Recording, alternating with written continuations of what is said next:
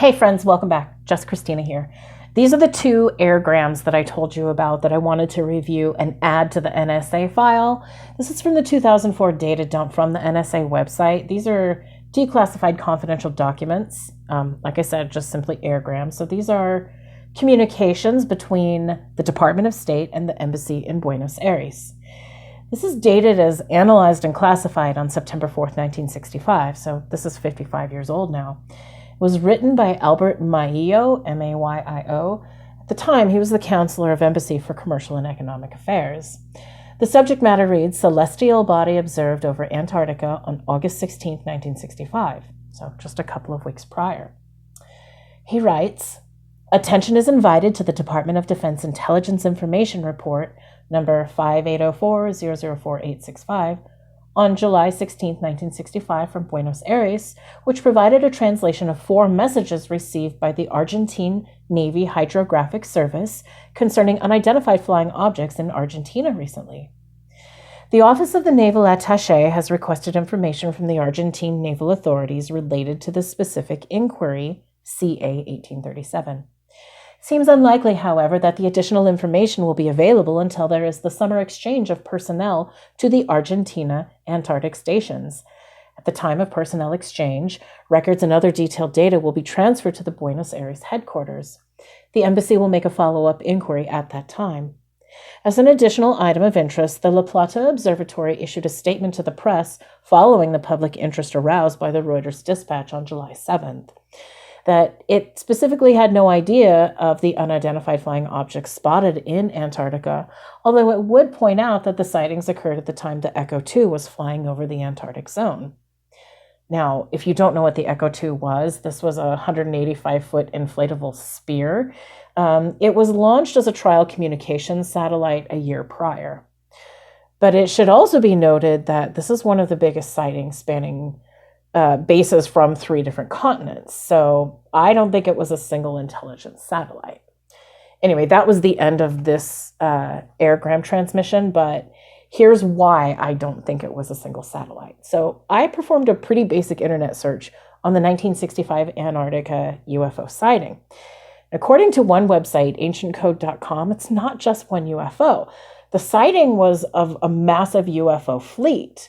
The site states that both poles are hotspots for activity and that when military personnel spotted this fleet, the parties from Great Britain, Chile, and Argentina experienced navigational and scientific equipment malfunctions.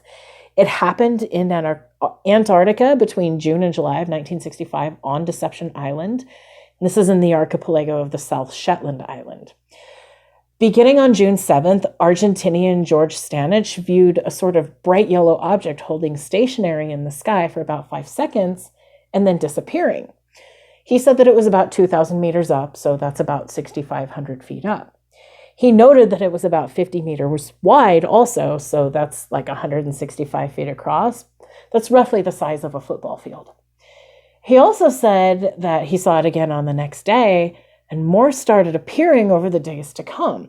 Then about a week later, on June 18th, a mass sighting was reported over a Chilean base, also on Deception Island. The light wasn't stationary this time. It was zigzagging across the sky, and it was changing colors, red, yellow, green. Anyway, it's also reported that 9 of those same personnel, the Chilean personnel, they sighted this lenticular-shaped object. So think of it as like a double convex lens. It's flat, but it bubbles out in the middle on both sides slightly. So it's not perfectly round, but it's convex, double convex. They said it did maneuvers for about 20 minutes and that it changed colors like the last sightings. A couple of minutes later, 17 people at the Argentinian base on the island saw the same thing. So that was on the 4th of July. Later that day at the Argentinian base on Lori Island in the South Orkney archipelago, a strange light was also observed. One day earlier, that same light, it was a red light, it was witnessed above the British base on Deception Island, and scientists and military personnel spotted it in the sky there for about 20 minutes, the same reddish light. After these sightings, the Chilean Air Force revealed that Commander Mario John Barrera from the Arturo Prat base, he sent a very detailed report describing the magnetic field disturbances. So according to his statement, when the fleet of UFOs appeared, this magnetic field, it created disturbances on board the vessel. And he said that the compass needles behaved fantastically from the precise moment the UFO appeared. They stopped pointing towards the direction that the boat was traveling, and they pointed directly towards the UFO. So it should also be noted that it was photographed in Argentina's Antarctic base, and the colors were varying from yellowing red, changing to green, yellow, white, and orange. And while this was compelling evidence, it was reported and photographed by high-ranking personnel. It wasn't the first of its kind. So a previous sighting on January 8th, 1957 on Robertson Island by two separate officials, they reported two massive silver-plated objects that looked like cigars or torpedoes. They stuck around for about 4 hours, and they did some pretty amazing aerial acrobatics while they were there. And they were calculated at about 8,000 meters up, so that's about 26,000 feet up in the air. They were going around 40,000 kilometers per hour. That's about 25,000 miles an hour. I know, right? How did they even get spotted? But these two different individuals took photos, and later on January 20th, a British naval helicopter picked up these scientists, at which time they handed over their film and their photographs to the Air Technical Intelligence Center, which reportedly was a United States agency officially responsible for investigating UFOs. And of course, these men never saw their film or their photos again. But seriously, I mean, in all honesty, I think you and I both know it got confiscated. So, okay, moving on. The next memorandum, this airgram, it was not confidential. The first one was, but this one was actually never a classified document. It was unclassified. And this one, it was the communication that regarded the Terán sightings, and it references the reports of those sightings. This is General Terán, which is a municipality in Nuevo León, Mexico. So it's not Terán, Iran. This is in Mexico. So it regards the UFO that reportedly fell into the area of this municipality. It's dated February 17th, 1967, and it comes from the consulate in Monterrey to the Department of State in Mexico City. It's to be delivered to the United States and forwarded to NASA. It's very short, and it reads,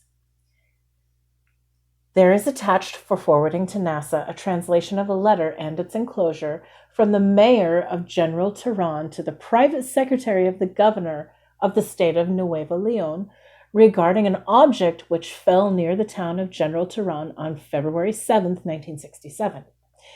It's stamped with the signature Jameson, but I can't make out the scripted signature on the document. It also states that there should be two attachments. The first is the translation of the letter, and the second is the translation of the memorandum. So I tried to perform a separate search to find this letter, but I was unsuccessful. It doesn't accompany this initial airgram document on the NSA website. This is just an airgram that was scanned with a bunch of other airgrams in that file. So I'll put the link to the website below where I found these NSA documents. It's a 2004 UFO data dump. And I'll also put the resource I use for the Antarctic data. That can really be found in multiplicity on various sites, and this is just the one that I use to summarize key points from. So I encourage you to explore both sites further. They're both really interesting, and they have a lot more detailed information than what I presented here. Now, the final document I'll be presenting in this particular file regards extraterrestrial intelligence, and it's everything that you think it is. It comes with a cipher, and it's a lot more detailed, so we'll take some time going through that. I'll be finishing up a couple of other videos to create some other playlists on my channel, and even though it's separate information, it's all very equally interesting. So thank you so much for joining me, and I will talk to you guys soon. Have a great day. Bye for now.